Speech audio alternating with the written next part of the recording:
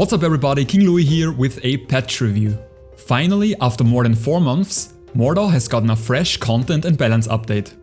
In this video I want to give you guys an overview and my general thoughts on the most important changes and additions this update brought to the game. So without any further ado, let's get into it. Mordhau has gotten a brand new weapon, namely the Partisan. The Partisan is a stab-dominant two-hander that costs 21 points. It is the only weapon in the game now that can kill tier 3 chests with only 2 stabs. With 115 centimeters, it is a bit shorter than the S-Stock and the Spear alt grip, which are the 2 weapons the Partisan is most comparable to. Compared to these 2 weapons, the Partisan has much slower stab and stab combo windups, which is a pretty big drawback. Also strikes do next to no damage and have hit stop. The Partisan has no alt mode, but can be thrown, which deals massive damage. I think the weapon is very strong in frontline and invasion games, and we will probably see a lot of Partisan users from now on. Cosmetic wise, the update brought a new longsword and poleaxe skin, 4 new armor pieces and 15 new banners. Unfortunately, the update didn't ship with any new map, which is frankly disappointing. It feels like ages since Mordhau has gotten a new frontline and invasion map. However, Castello has now a frontline mode, and Horde can be played on Crossroads. Horde in general got quite a few updates, like nerfs to ranged enemies, increased gold when joining late, and the relocation of weapons and armor so that they are closer to the spawn. The patch also brought much needed performance improvements to existing maps. People with weaker hardware can now use R.Skeletal Mesh LOD Bias 1 and gain some FPS with an acceptable visual trade-off. Also M.Experimental Occlusion 1 can give performance gains on Castello and Grad by using experimental pre-computed occlusion. Patch 21 introduced some animation changes. Morph, feint and stab animation have been improved.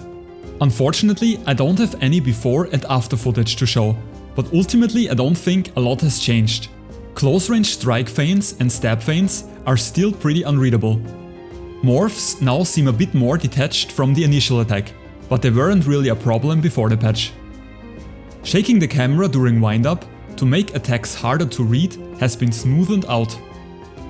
There are new flourish animations for one-handers and two-handers, which I think look good on some weapons, but pretty bad on certain other weapons.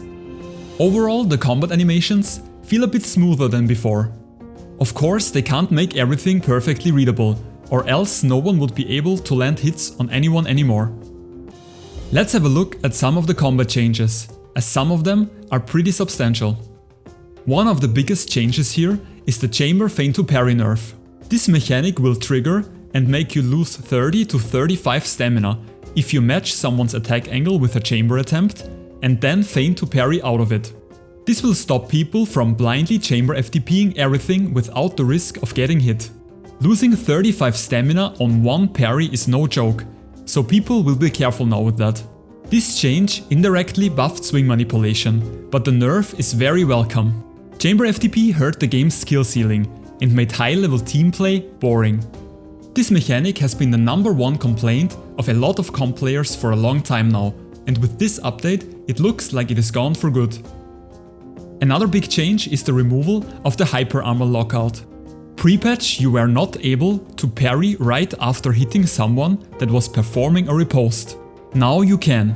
I really dislike this change, as it nerfs 1vx and is a step to making the combat more casual, without any striking benefits for casual players. Before the change, one had to respect someone's riposte in a XV1 situation. Now you can just blindly spam into ripostes. The friendly and tenacious perks have been removed and are now applied by default. What people call Runhow was finally nerfed. Before the patch it was basically impossible to hit someone with a short weapon with a neutral attack. Opponents could either kick if you started the attack too close to them, or turn around and run away if you started the attack too far away. Now turning around 180 degrees is slower than before, and kicks were made slower too, which in total nerfs this unintended cheese playstyle considerably. Patch 21 also changed how armor affects movement speed. Now the 2 heaviest armor pieces determine your movement speed, no matter what slot they're in. So full tier 3 armor now has the same movement speed as 033. Another pretty solid change in my opinion. Stab early releases got slightly decreased, which makes stabs hit earlier. Stabs were a bit over-nerfed in the latest update, and this is an attempt to make them more viable again. True combo got removed. This means if you parry an attack after being hit, your parry cooldown timer now gets reduced and should be available again to parry the combo attack. Previously it was possible for fast combo weapons like the one-handed axe to get a free second hit if your opponent misparried the first hit. The weapon balance in Mordhau was already pretty good last patch, with only a few exceptions.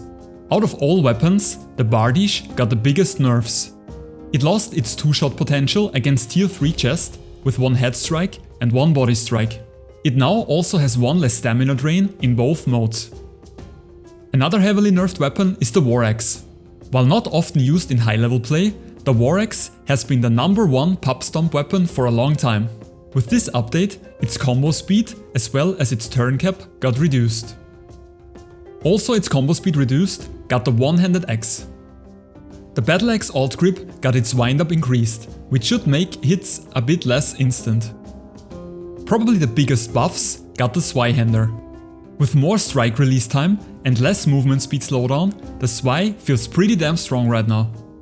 Other buffed weapons are the Rapier, the Arming Sword, the Bastard Sword, the Spear, the S-Stock, the Executioner Sword and the Halberd. The toolbox spike size got slightly increased, so people can't jump over them anymore in some edge cases. At the end I wanna mention a few noteworthy changes that don't fit in any of the above categories. Traternion recently hired a sound designer, and this patch brought tons of new sounds. There's a new UI feature that shows combat hints in real time, which can be pretty nice for new players to let them know what's going on. The prepared to download mods issue is supposedly fixed. Tank got buffed the second time in a row now, which might make the perk actually viable in frontline and invasion matches. I might play around a bit with this perk and make a new tank video in the near future. Dwarf movement speed got slightly increased. And at last, Pavis surfing is now properly implemented by equipping a Pavis and expressing the Flourish emote. All in all, the changes this update brought are good, but there is very little actual new content, considering there hasn't been a patch in 4 months. I think Traternion focuses most of their development resources on their upcoming Eastern Invasion update, which they teased in a recent developer stream. This upcoming expansion will include new frontline and invasion maps, female character models, dark skin tones, a complete armory UI overhaul, tons of cosmetics and more. Of course, there is no set date for this, and we can only hope that it will be somewhere in the foreseeable future. Anyway guys, that's it for this patch review. Let me know in the comment section what you think about patch 21. Do you think it is good enough, or are you disappointed? If you enjoyed this video, then please leave a like and press subscribe if you want to see more Mordhau content in the future. As always, thank you all for watching and see you soon.